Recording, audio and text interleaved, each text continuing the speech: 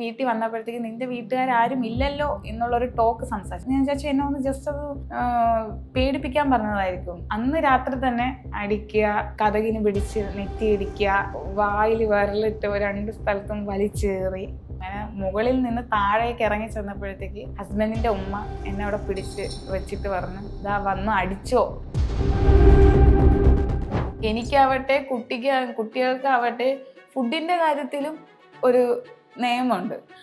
ഇത്രേ എടുക്കാവുള്ളൂ, ഇത്രേ കഴിക്കാവുള്ളൂ, ഇന്നത് മാത്രമേ കഴിക്കാവുള്ളൂ എന്നുള്ള ആ ഒരു നിയമം ആ വീട്ടിലേക്ക് റെസ്ട്രിക്ഷൻസ് ഫുഡിൽ പോലും ഉണ്ടായിരുന്നു.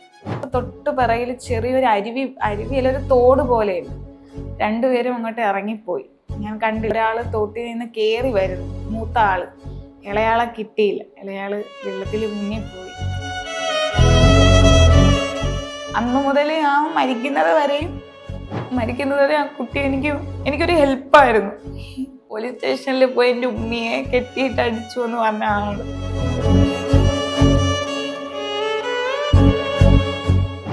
കാരണം മോൻ മരിച്ചതിന് ശേഷം എനിക്ക് പിന്നെ ഫോണോ അങ്ങനെ ഒന്നും എനിക്ക് വേണമെന്നില്ല. ഞാൻ അത്യാവശ്യം എങ്ങനെയെങ്കിലും ഒരു ജീവൻ കിടക്കാൻ വേണ്ടി ഒന്ന് ജസ്റ്റ് എന്തെങ്കിലും കഴിക്കും. ഞാനൊരു റൂമും പെട്ട പാടായിരുന്നു.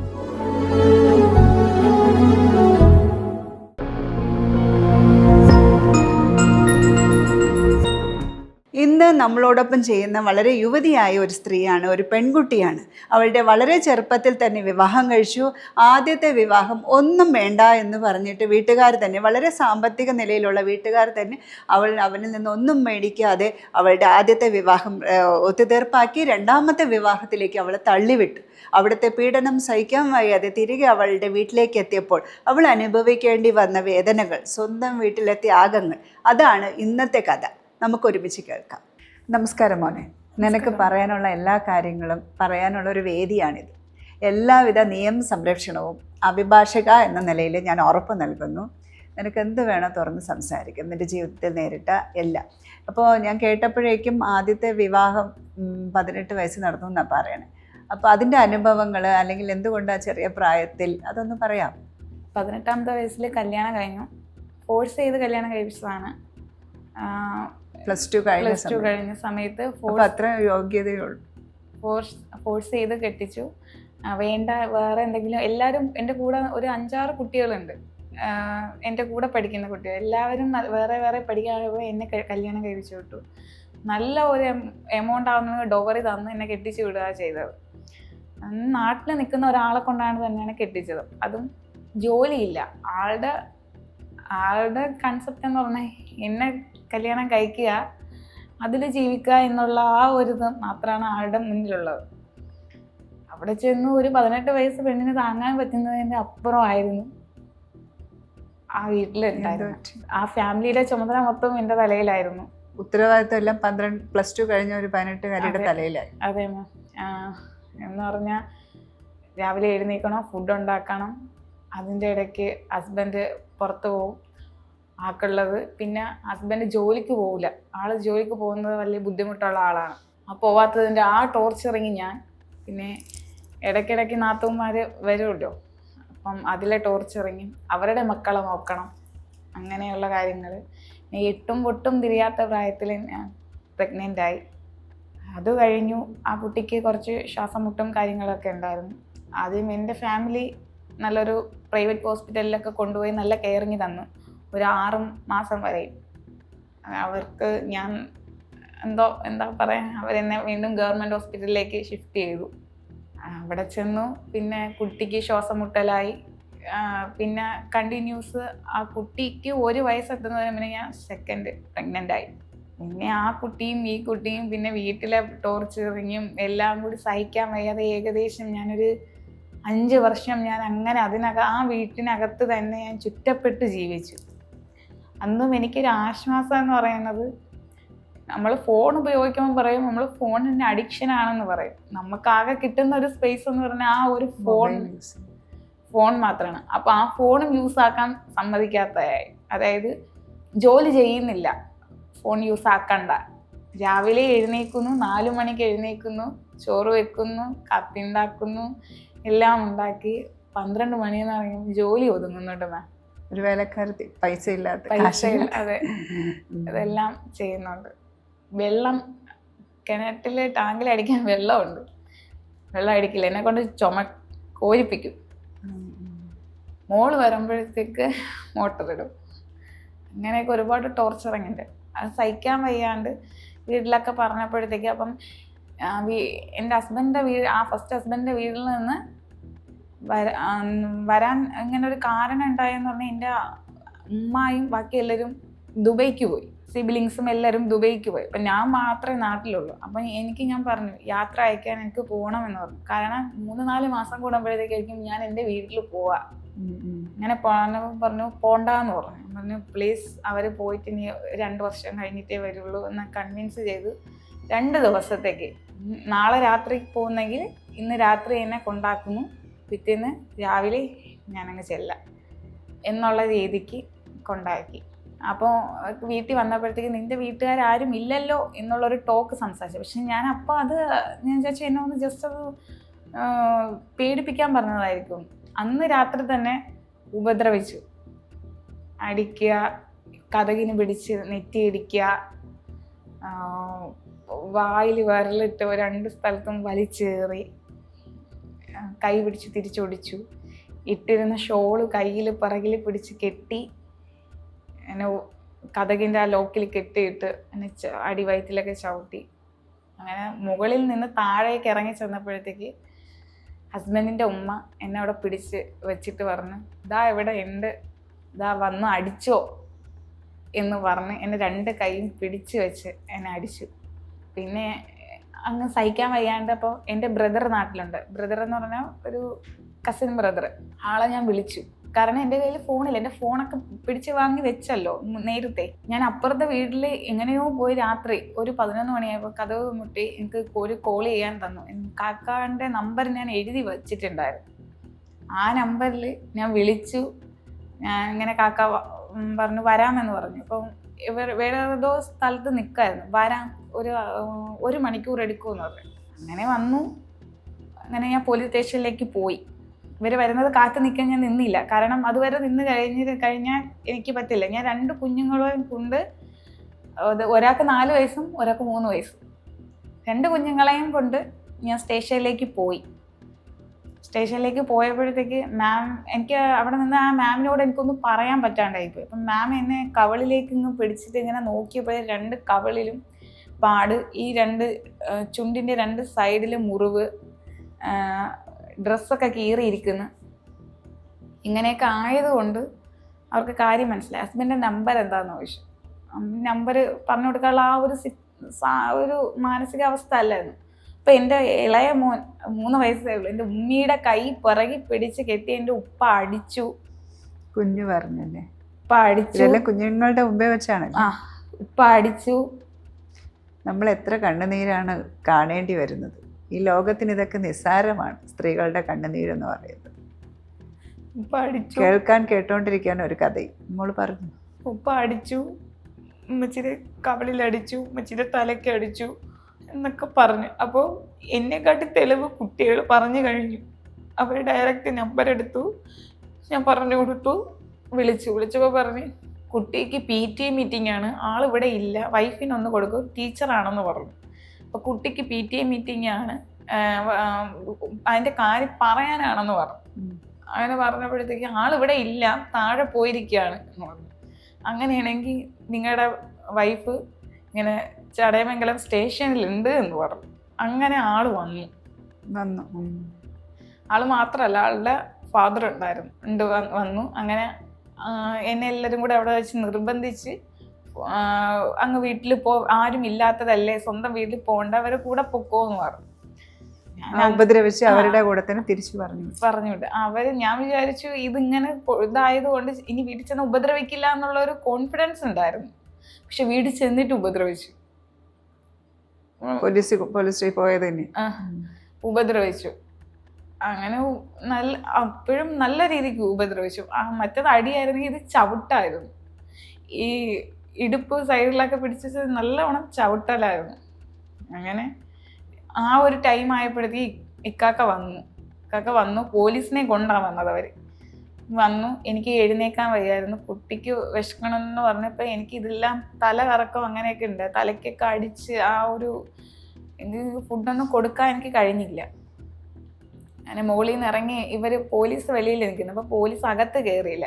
തന്നെ ഇറങ്ങി വരട്ടെ, അവർ വീഡിയോ എടുക്കുന്നുണ്ടായിരുന്നു. തന്നെ ഇറങ്ങി വരട്ടെ എന്ന് പറഞ്ഞു.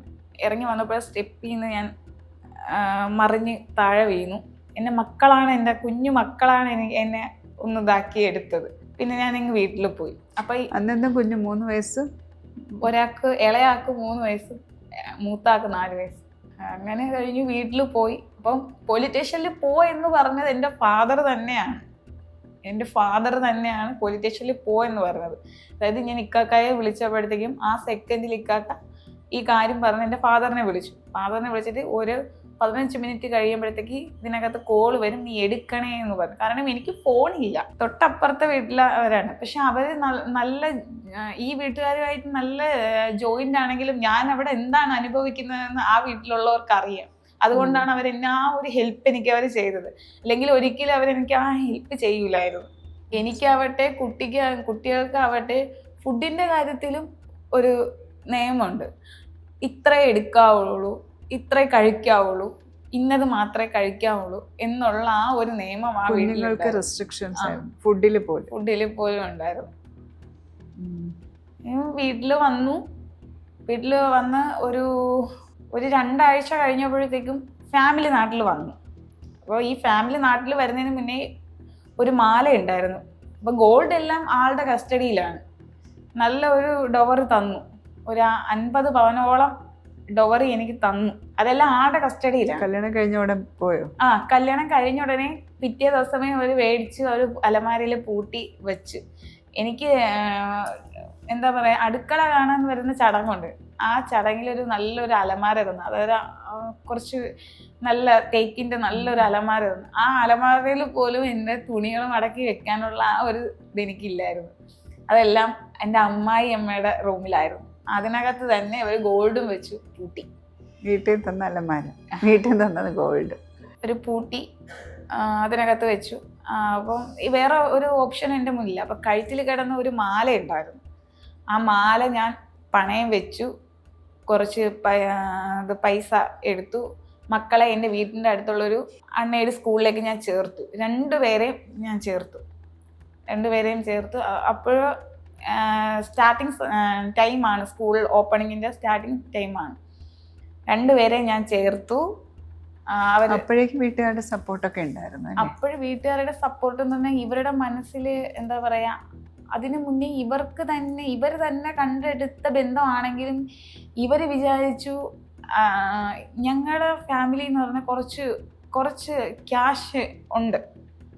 അപ്പോൾ അവർ വിചാരിച്ചു ഇവർ പറയുന്നതനുസരിച്ച് എൻ്റെ ഹസ്ബൻഡിൻ്റെ വീട്ടുകാരും നിൽക്കും എന്ന് വിചാരിച്ചു.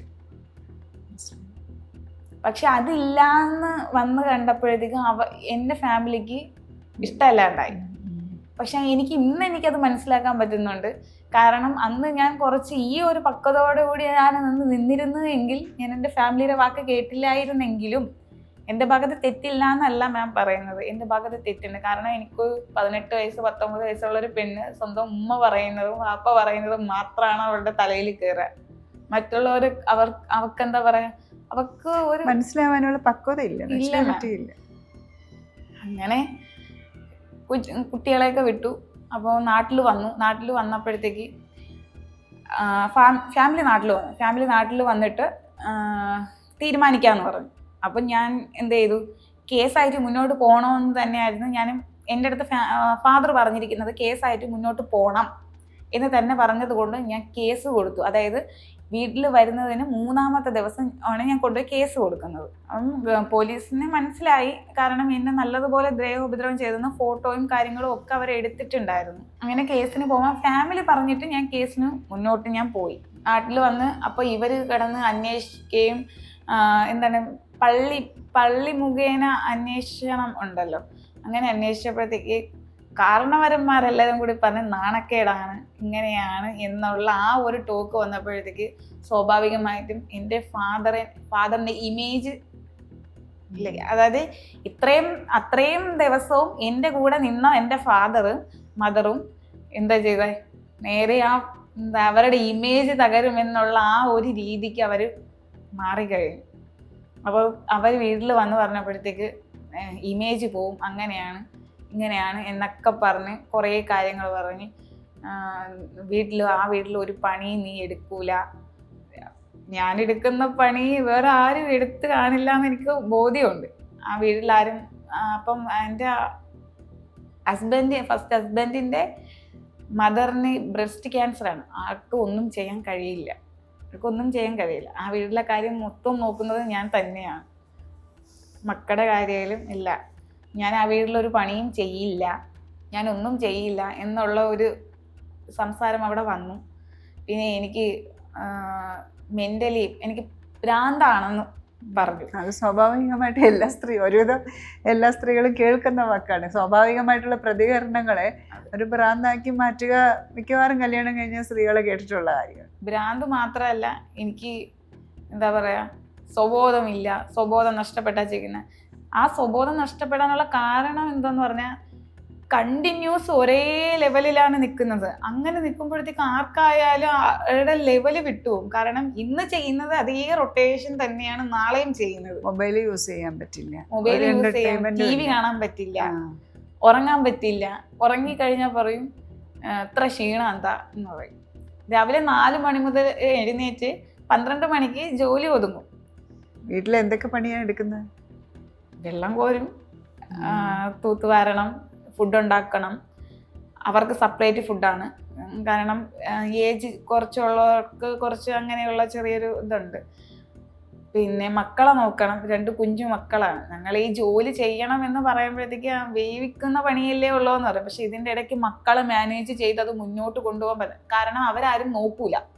ആരെങ്കിലും ഒരാൾ കുട്ടിയെ മാനേജ് ചെയ്ത 1 മണിക്കൂർ കൊണ്ടെല്ലാം കഴിഞ്ഞു പോകുന്നതാണ്. ആരും സഹായിക്കാനുണ്ടായിരുന്നില്ല, ഭർത്താവ് സഹായിക്കാറില്ല. പിന്നെ അത് കഴിഞ്ഞ് വീട്ടിൽ വന്ന് ഈ ബന്ധം വേർപെടുത്തി അല്ലേ? വീട്ടിൽ വന്നു, കുറേ ഫോഴ്സൊക്കെ ചെയ്ത് പോവാൻ പറ്റുമോ എന്നൊക്കെ ചോദിച്ചു. ഞാൻ പറഞ്ഞു പറ്റത്തില്ല, എന്നെ കൊണ്ട് പറ്റാത്തത് കൊണ്ടാണ്, പറ്റില്ല എന്ന് പറഞ്ഞ് ബന്ധം വേർപെടുത്തി. അപ്പോൾ ഇത് മ്യൂച്വലായിട്ട് തരാനുള്ളതൊക്കെ കിട്ടി. തരാനുള്ളതെല്ലാം തന്നു. ചെലവിനൊന്നും കിട്ടിയില്ലല്ലോ? ചെലവിന് കിട്ടാഞ്ഞത് തരാമെന്ന് പറഞ്ഞു. എൻ്റെ ഫാമിലി വേണ്ടെന്ന് പറഞ്ഞു. കുറച്ചിലായിപ്പോയി. അതെ, അവകാശമല്ല, അതൊരു ഔദാര്യമായിട്ട് ഞങ്ങൾക്ക് നിന്റത് വേണ്ട, ഞങ്ങൾക്ക് എൻ്റെ മോളെയും മോളുടെ കുഞ്ഞിനെയും നോക്കാൻ ഞങ്ങൾക്ക് പറ്റും. പക്ഷെ ഈ ഡിവോഴ്സ് ആവുന്നതിന് മുന്നേ ചെറിയൊരു ഇൻസിഡന്റ് ഉണ്ടായി. വീട്ടിൽ ആരും ഇല്ലല്ലോ, ഫാമിലി നാട്ടിൽ നിന്ന് ദുബൈയിൽ നിന്ന് വന്നിട്ടുമില്ല. ആ ഒരു ടൈമിൽ എൻ്റെ കുട്ടികൾ, ഞാനും 2 മക്കളും മാത്രമേ ഉള്ളൂ. പുറത്ത് നിർത്തിയേക്കായിരുന്നു. മക്കൾക്ക് ഫുഡ് വേണമെന്ന് പറഞ്ഞ് ഫുഡ് എടുക്കാൻ പോയ നേരത്തിന് നമുക്ക് തൊട്ട് പിറകിൽ ചെറിയൊരു അരുവിയിലൊരു തോട് പോലെയുണ്ട്. 2 പേരും അങ്ങോട്ട് ഇറങ്ങിപ്പോയി. ഞാൻ കണ്ടില്ല, ഞാൻ ഒരുപാട് നോക്കി. അപ്പം ഒരാൾ തോട്ടിൽ നിന്ന് കയറി വരുന്നു, മൂത്ത ആൾ. ഇളയാളെ കിട്ടിയില്ല, ഇളയാൾ വെള്ളത്തിൽ മുങ്ങിപ്പോയി. അങ്ങനെ എനിക്ക് അന്ന് മുതൽ ആ മരിക്കുന്നത് വരെ ആ കുട്ടി എനിക്കൊരു ഹെൽപ്പായിരുന്നു. മൂത്ത ആളാണ് ഒഴുക്കിപ്പെട്ടു പോയത്. ഇളയാള് പോലീസ് സ്റ്റേഷനിൽ പോയി എൻ്റെ ഉമ്മിയെ കെട്ടിയിട്ട് അടിച്ചു എന്ന് പറഞ്ഞ ആള്.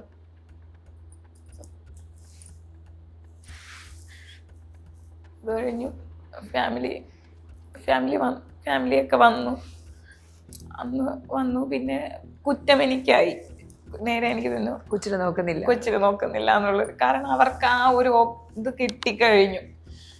ഹസ്ബൻഡിന്റെ വീട്ടുകാരായി തോറ്റുപോയി, മദർ എന്നുള്ള നിലയിൽ കിട്ടിക്കഴിഞ്ഞു. പിന്നെ അത് ഏകദേശമൊക്കെ ആ ഒരു ടൈമൊക്കെ കഴിഞ്ഞു. 1 വർഷത്തോളം നിന്നു. അപ്പോൾ ഫോണൊക്കെ എനിക്ക് ഉണ്ടായിരുന്നു. വീട്ടുകാർ വേറെ ആളെ കോണ്ടാക്ട് ചെയ്യരുത് എന്നുള്ളൊരു രീതിക്ക് അവരെന്താ പറയുക, ഫോണും യൂസ് ആക്കണ്ടെന്ന് പറഞ്ഞിട്ട് ഫോണൊക്കെ വാങ്ങി വെച്ചു. പിന്നെ ഞാൻ കാരണം മോൻ മരിച്ചതിന് ശേഷം എനിക്ക് പിന്നെ ഫോണോ അങ്ങനെ ഒന്നും എനിക്ക് വേണമെന്നില്ല. ഞാൻ അത്യാവശ്യം എങ്ങനെയെങ്കിലും ഒരു ജീവൻ കിടക്കാൻ വേണ്ടി ഒന്ന് ജസ്റ്റ് എന്തെങ്കിലും കഴിക്കും. ഞാനൊരു റൂമും പെട്ട പാടായിരുന്നു. പക്ഷെ അന്നും എൻ്റെ വീട്ടുകാർ മനസ്സിലാക്കിയില്ല എനിക്ക് എന്താണ് എൻ്റെ മാനസികാവസ്ഥ എന്ന് അവർ മനസ്സിലാക്കിയിരുന്നതിന് എനിക്ക് ഇപ്പോൾ ഈ ഒരു പ്രശ്നം എനിക്ക് ഉണ്ടാവില്ലായിരുന്നു. എന്നിട്ടും എനിക്ക് ഉറക്കമില്ലാണ്ട് ഞാൻ ജസ്റ്റ് ഒരു വീട്ടിൽ നിന്ന് എങ്ങനെയെങ്കിലും ഒരു ഗ്യാപ്പ് കിട്ടി ആ ഒരു ടൈമിൽ ഞാൻ തൊട്ടടുത്തുള്ള ഒരു ഹോസ്പിറ്റലിൽ പോയി. ഞങ്ങൾക്ക് ഉറക്കമില്ല. അപ്പൊ അവർക്കറിയാം, കാരണം എന്റെ മോനെ ഈ ആക്സിഡന്റിന് ശേഷമാണോ ഇത്രയും, കുഞ്ഞിന് ഇങ്ങനെ വന്നതിന് ശേഷമാണോ ഇത്രയും വീക്കായി പോയത്? അപ്പൊ വീട്ടുകാർക്ക് അത് മനസ്സിലാക്കാനുള്ള ഒരു ഇതില്ല. ഇല്ല, അവര് പറയുന്ന അവരത് മനസ്സിലാക്കുന്നില്ല. അവരത് പറയുന്നെന്ന് പറഞ്ഞ എന്താ പറയാ,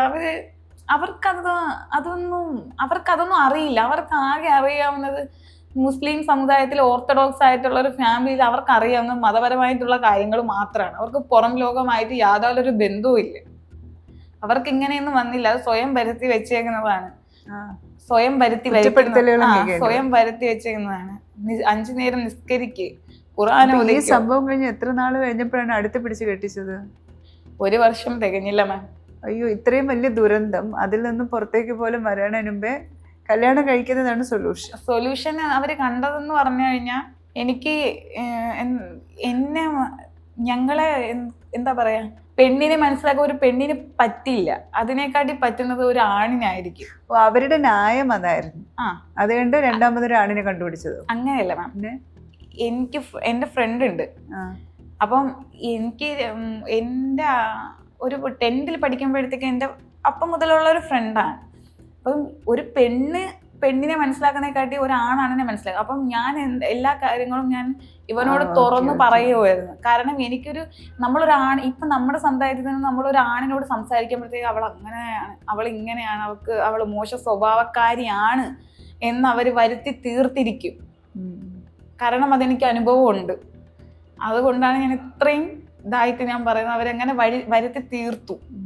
നമ്മൾ ഈ വേദനകളെല്ലാം ഷെയർ ചെയ്ത ക്ലാസ്മേറ്റിനോട് റിലേഷൻഷിപ്പ് ഉണ്ട് എന്നാണ്. പക്ഷെ അങ്ങനെ ഒരു റിലേഷൻഷിപ്പും ഇല്ല.